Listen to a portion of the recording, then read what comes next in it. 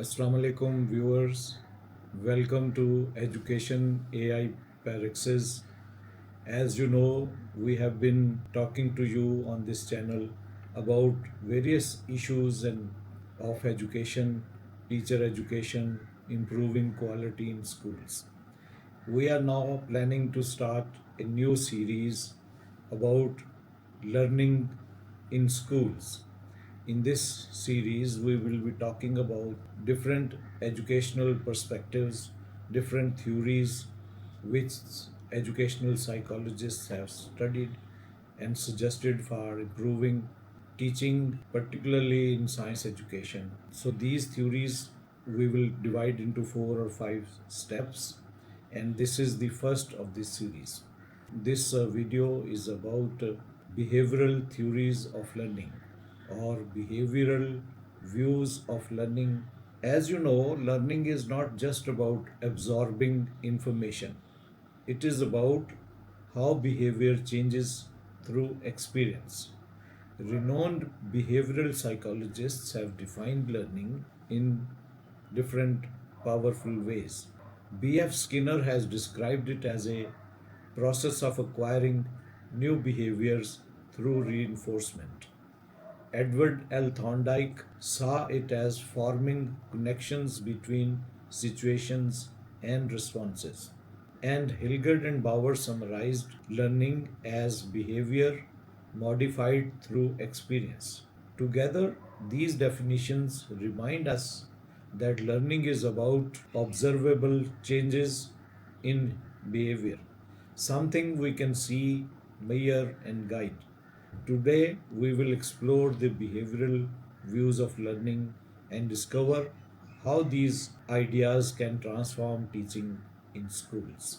In behavioral psychology, learning is defined as a relatively permanent change in behavior resulting from experience.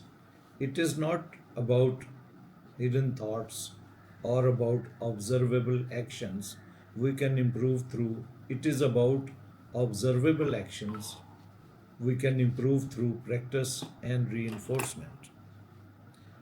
Here are 4 behavioral processes which are very important for teachers to understand in order to improve the quality of teaching and learning among the students.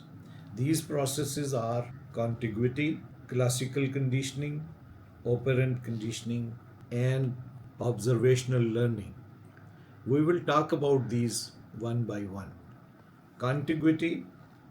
Aristotle's principle of contiguity tells us that when two sensations occur together, often enough, they become linked.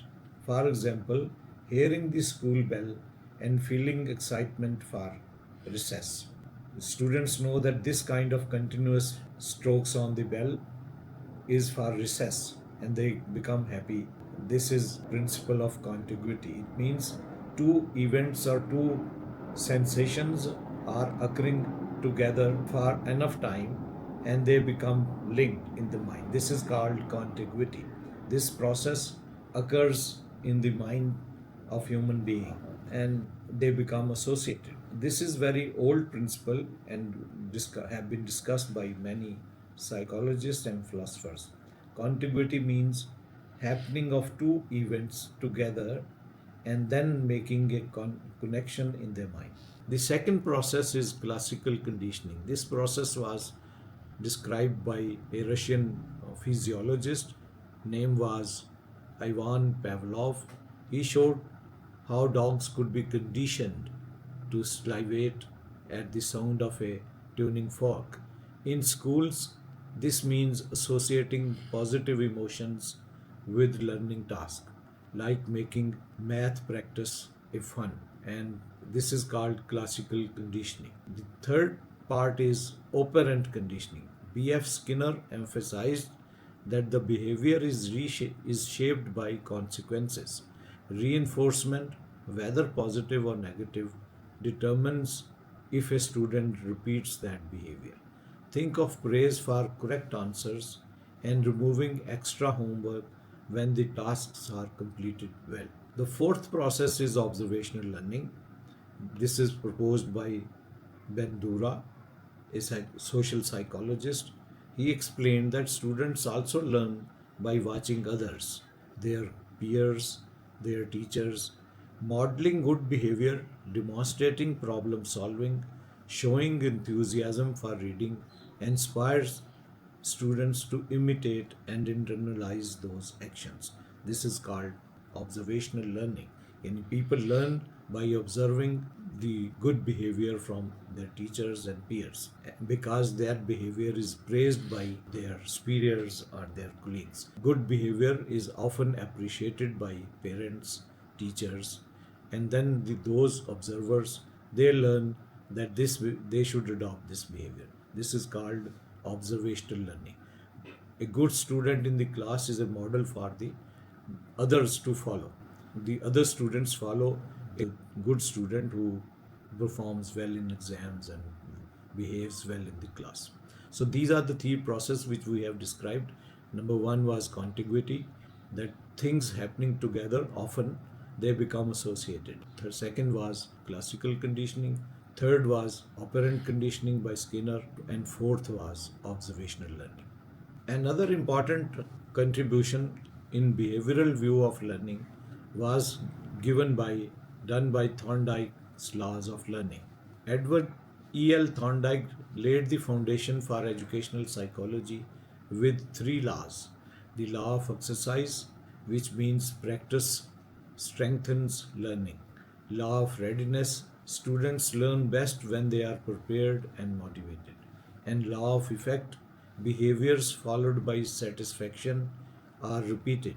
Those followed by discomfort, they fade.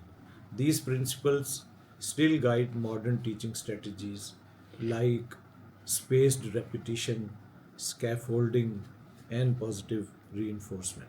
These three principles I would like to repeat: law of exercise, law of readiness, and law of effect were presented by Thorndike, and the teachers can use them by giving exercises and practicing the skill they are learning.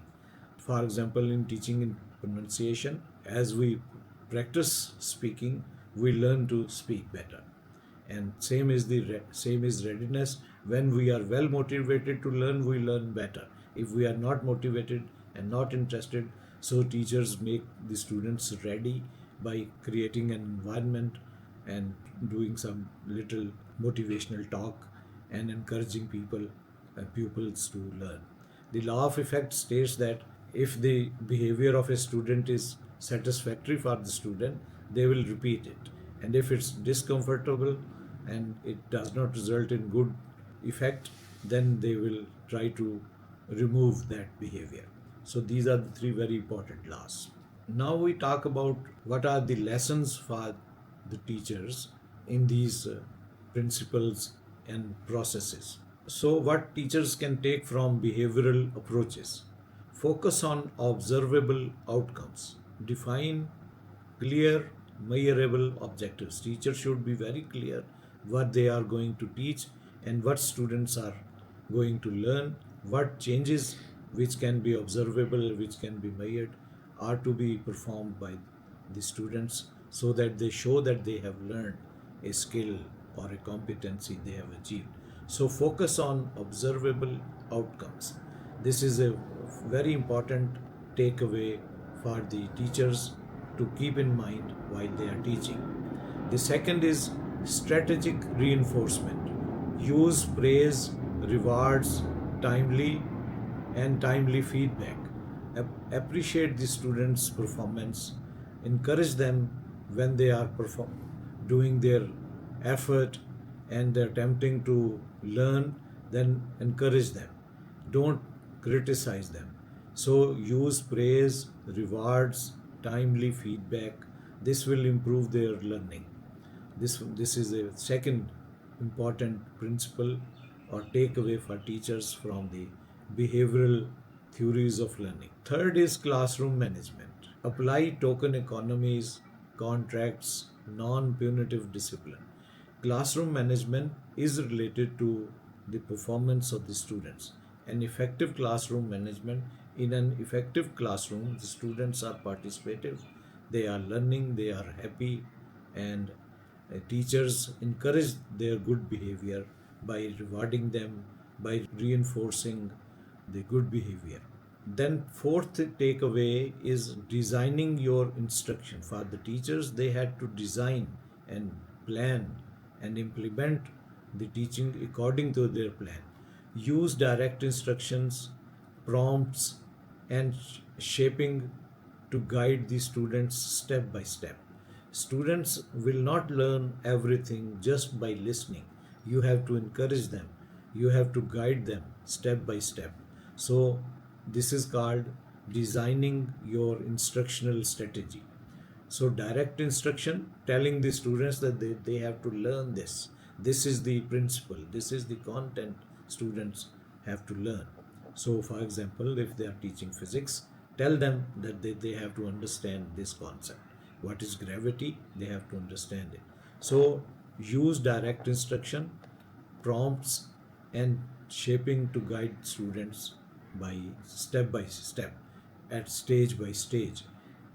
Whenever student shows that he has achieved something, teachers must appreciate and design their instruction level wise, step by step. These strategies make classroom structured, motivating, and effective.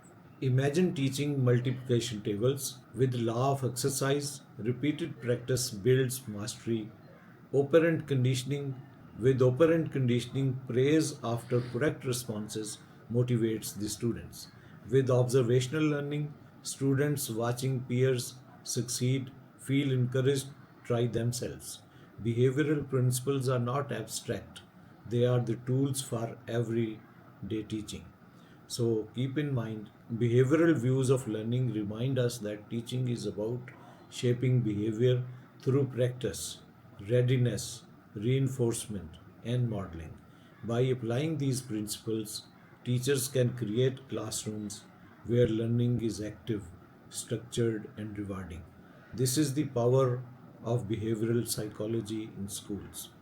Thank you for joining me in this first of Education AI Parixes about theories of learning. Subscribe for more insights on AI powered teaching and practical strategies for improving classrooms.